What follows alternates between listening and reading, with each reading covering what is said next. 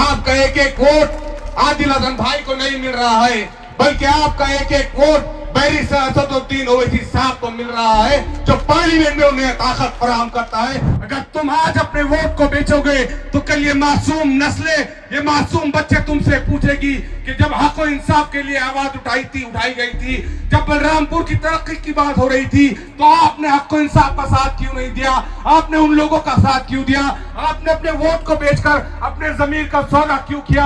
ये आपकी नस्लें आपसे पूछेगी। ये आदिल हुसैन आजाद जब टीवी डिबेट पे बैठते हैं तो आपको बदनाम करने वाली गोदी मीडिया को मुंह तोड़ जवाब देने का कोई फर्ज अदा करता है तो आदिल हुसैन आजाद करते हैं।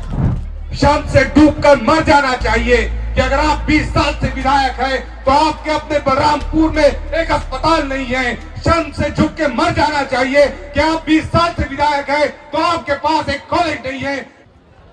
नहमदुहु व नुसल्ली अला रसूलिहिल करीम, अम्मा बाद। यहाँ स्टेज पे मौजूद आपके और मेरे हर दिल अजीज नेता, हक व इंसाफ के लिए आवाज़ उठाने वाला हमारा अपना भाई आदिल हसन साहब, और बलरामपुर के मेरे नौजवानों, बुजुर्गों, मेरी माओं और बहनों, अस्सलाम वालेकुम रहमतुल्लाहि बरकातहू। मैं आपके दरमियान तकरीबन 2500 किलोमीटर दूर का सफर करके आया हूँ, और सफर मेरे और आपके कायद बैरिस्टर असदुद्दीन ओवैसी साहब और शेर महाराष्ट्र इम्तियाज जलील साहब के हुक्म पर मैं आपके दरमियान आया। अनकरीब इंशाअल्लाह इम्तियाज जलील साहब भी बहुत जल्द आपके अपने शहर में तशरीफ लाने वाले हैं। बलरामपुर के नौजवानों, आज आप यहाँ पर जिस मकसद से जमा हुए हैं, बुनियादी तौर पर आप मेरे और कायद बैरिस्टर असदुद्दीन ओवैसी साहब को सुनने के लिए जमा हुए। आप उनसे मोहब्बत के लिए यहाँ पर जमा हुए। आपके दिलों में उनके ताल्लुक से अकीदत है। आप चाहते हैं कि जैसे वो हिंदुस्तान भर में हमारे लिए लड़ाई लड़ रहे हैं, आप चाहते हैं कि उनको ताकत दे, इसके लिए आप यहाँ पर जमा हुए। आपका यहाँ पर ये मजमुआ सिर्फ उन्हें ताकत नहीं देगी, ताकत उन्हें उस वक्त मिलेगी जब 11 तारीख के दिन 5 नंबर के बटन के ऊपर आप सिर्फ पतन के ऊपर निशानी लगाएंगे। आपका एक एक वोट आदिल हसन भाई को नहीं मिल रहा है, बल्कि आपका एक एक वोट बैरिस्टर असदुद्दीन ओवैसी साहब को मिल रहा है, जो पार्लियामेंट में उन्हें ताकत फराहम करता है, जो आपके हक के लिए आवाज उठाते हैं। बहुत लंबी लड़ाई है मेरे नौजवानों और बुजुर्गों।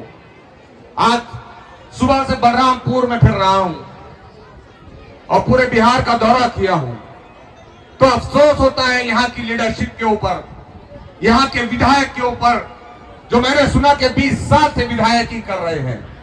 शर्म से डूबकर मर जाना चाहिए कि अगर आप 20 साल से विधायक हैं तो आपके अपने बलरामपुर में एक अस्पताल नहीं है। शर्म से झुक के मर जाना चाहिए कि आप 20 साल से विधायक हैं तो आपके पास एक कॉलेज नहीं है।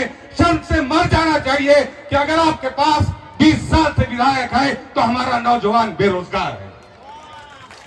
क्यों कर रहे हो आप ऐसी लीडरशिप?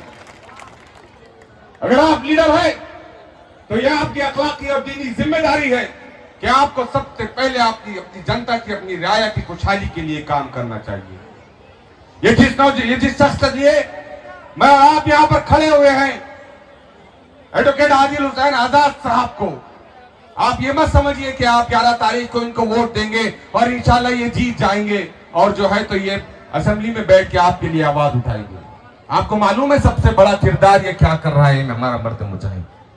ये आदिल हुसैन आजाद जब टीवी डिबेट पे बैठते हैं तो आपको बदनाम करने वाली गोदी मीडिया को मुंह तोड़ जवाब देने का कोई फर्ज अदा करता है तो आदिल हुसैन आजाद करते हैं।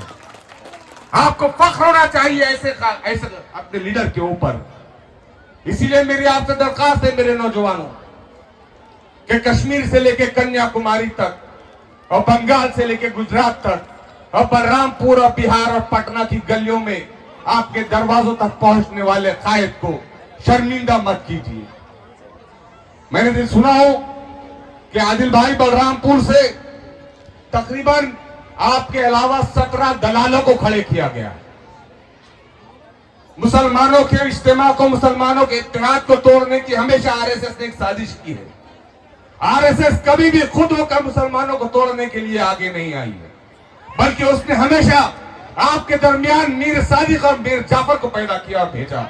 ताकि आपका इत्तेहाद टूटे, आपके वोट बिखरे और आप फिर एक मरतबा ज़हनी तौर पर गुलाम बन जाए, सियासी तौर पर गुलाम बन जाए और तेजस्वी यादव के सामने हाथ फैलाने वाले बने रहे। याद रखिए 11 तारीख से पहले आपके दरमियान ये तकरीबन 17-18 दलाल आपके अपने वोटों को खरीदने के लिए आएंगे। आपको 1000 रुपए, आपको 500 रुपए के जरिए आपके वोटों को खरीदने की कोशिश की जाएंगी। लेकिन यकीन जानिए मेरे नौजवानों और बुजुर्गों, अगर तुम आज अपने वोट को बेचोगे तो कल ये मासूम नस्लें, ये मासूम बच्चे तुमसे पूछेगी कि जब हक और इंसाफ के लिए आवाज उठाई गई थी, जब बलरामपुर की तरक्की की बात हो रही थी, तो आपने हक और इंसाफ का साथ क्यों नहीं दिया? आपने उन लोगों का साथ क्यों दिया? आपने अपने वोट को बेचकर अपने जमीर का सौदा क्यों किया? ये आपकी नस्लें आपसे पूछेगी। अगर आप चाहते हैं कि आपके अपनी नस्लों के सामने आप उनके मुस्तकबिल को बेहतर बनाना चाहते हैं, आप चाहते हैं कि हमारे बलरामपुर के ये मासूम बच्चे ये आने वाले दिनों के अंदर दूसरी कौमों के शाना बशाना खड़े रहे, ये भी वही तालीम हासिल करे जो पटना शहर के बच्चे हासिल करते हैं, ये भी वही कॉलेजेस में जाए जो पटना शहर के कॉलेजेस में तलबा तालीम हासिल करते हैं, तो आपको अपनी क़यादत को खड़े करना पड़ेगा। जब तक आपकी अपनी क़यादत मजबूत नहीं होगी तब तक आपके लिए कोई फंड रेजिंग नहीं होगी। 20 साल से यहाँ पर जो भी विधायक मौजूद है उसकी जिम्मेदारी थी कि वो बलरामपुर में विकास के कई सारे काम करता। कुर्बान जाइए मेरे और आपके कायद अख्तरुल ईमान साहब पर कि लोग कहते थे कि एक विधायक क्या करेगा। अरे भाई, उन जेडीयू के लोगों ने हमारे 4 गद्दारों का तो सौदा कर लिया, लेकिन शेर बिहार अख्तरुल ईमान का सौदा नहीं कर सके क्योंकि वो बैरिस्टर असदुद्दीन ओवैसी साहब का सिपाही है। तो आपकी ये जिम्मेदारी बनती है कि 11 तारीख से पहले आप अपने आप को ज़हनी तौर पर तैयार कर लीजिए। और यहां जितने मर्द हजरात बैठे हैं, जितने नौजवान हैं, मेरे भाई, मेरे चाचा, उस दिन आपसे मेरी हाथ जोड़कर रिक्वेस्ट है कि सबसे पहले अगर आप किसी का वोट करवाएंगे तो आप अपने घर की महिलाओं का, अपने घर की खवातीन का वोट करवाएंगे। आप उस दिन मेरी माँ बहनों को किसी किस्म का कोई टेंशन खाने बनाने का नहीं देंगे। देखिए, वो एक दिन की कुर्बानी आपके लिए आने वाले 5 साल के सफर को आसान कर देगी। वरना हमारे घरों में होता क्या है चुनाव के दिन कि हमारी माए बहनें घरों से निकलती नहीं है और आप भी जो है तो खुद का वोट करवाने के बजाय दूसरों के वोटों के पीछे पड़ते हैं। ये बड़ा टेक्निकल बात मैं आपके दरमियान कह के जा रहा हूं। आप याद रखिए कि 11 तारीख को फजर के बाद हर पोलिंग बूथ पर, बलरामपुर के हर पोलिंग बूथ पर इतनी लंबी लंबी लाइनें लगने चाहिए कि आज तक इलेक्शन कमीशन ने बलरामपुर की इतनी बेदार अवाम को शायद ही कभी देखा होगा। मेरी आप तमाम नौजवानों से दरखास्त है कि मेरी माओ और बहनों को उस दिन 11 तारीख की सुबह सवेरे आप पोलिंग स्टेशन तक ले जाएंगे, उनके वोट करवाएंगे। आप याद रखिए कि बैरिस्टर असदुद्दीन ओवैसी साहब को अगर आप उस शख्स का सर इस मुल्क के अंदर ऊंचा रखना चाहते हैं तो आपको 11 तारीख के दिन बड़ी तादाद में वोट करना होगा। और खुदा के लिए अपने वोट को मत बेचिए, खुदा के लिए मत बेचिए। आएंगे आपके पास।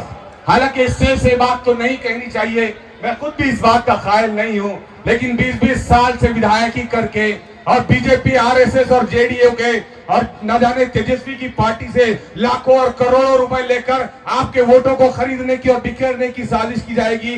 तो याद रखिए 11 तारीख को पतंग के साथ मांझा किसी का भी लगना चाहिए, लेकिन आसमान में पतंग मजलिस इत्तेहादुल मुस्लिमीन की उड़ना चाहिए। बहुत हराम का माल कमा कर रखा है, बहुत लाखों और करोड़ों रुपए खर्च कर रहे हैं, तो लगाइए मांझा इनका और आसमान में पतंग किसकी उड़ेगी। तो एक बार जोरदार नारों के साथ हम अपने इस वजूद को यहां पर मनवाएं और बताएं कि हम आदिल हुसैन आजाद साहब के साथ खड़े हैं। मजलिस इत्तेहादुल मुस्लिमीन, मजलिस इत्तेहादुल मुस्लिमीन, बैरिस्टर असदुद्दीन ओवैसी साहब, बैरिस्टर असदुद्दीन ओवैसी साहब, अख्तरुल ईमान साहब, मेरे भाई आदिल हुसैन आजाद साहब। और एक जोरदार नारा उन संख्यों के लिए लगाते हैं जो इस मुल्क को अपने बाप की जागीर समझते हैं, जो समझते हैं कि ये मुल्क हमारे बाप का है, लेकिन शायद वो ये भूल गए कि ये मुल्क को पसंद हम ये मुल्क की चॉइस हमने अपनी पसंद से की है। तुम हो सकता है यहाँ पर मजबूरी से रह सक रहे हो, लेकिन हमारे बाप दादा ने इस मुल्क को पसंद किया था, वो यहाँ पर आए, यहाँ पर रहे हैं, उन्होंने कभी यहाँ पर बंटवारे का समर्थन नहीं किया। तो मेरे साथ जोरदार नारा लगाइए, हिंदुस्तान, हिंदुस्तान, हिंदुस्तान। आदिल हुसैन आप आगे बढ़ो। एक बार आदिल भाई का हाथ उठाकर वादा कीजिए कि इसको शर्मिंदा नहीं होने देंगे। आप बहुत लड़ता है आपके लिए, हर टीवी प्लेटफॉर्म पर लड़ता है, मामूली डिबेट नहीं करता है, गोदी मीडिया के बड़े बड़े एंकर्स को धूल चढ़ा देता है। मेरे भाइयों, तो 11 तारीख को आपको अपना वोट खुद से पहले अपने घर की खवातीन का सुबह सवेरे पोलिंग बूथ पर पहुंचकर करना होगा। उसके बाद आपको खुद वोट डलवाना होगा। उसके बाद आपको अपने पड़ोस में पूछना होगा कि किसने वोट डाला, किसने वोट नहीं डाला। खुद का वोट डालकर घर पे मत बैठ जाइए। अगर आप चाहते हैं कि आपकी क़यादत मजबूत हो, आपके मासूम बच्चों को अच्छी तालीम मिले, आपकी महिलाओं को, आपकी खवातीन को अच्छे अस्पताल मिले, तो 11 तारीख को बड़ी तादाद में वोट कीजिए। इतनी बड़ी तादाद में वोट कीजिए कि बिहार इलेक्शन कमीशन वोट गिनते गिनते थक जाए, लेकिन बलरामपुर के पतंग के वोट खत्म ना हो। बहुत बहुत शुक्रिया अदा करो।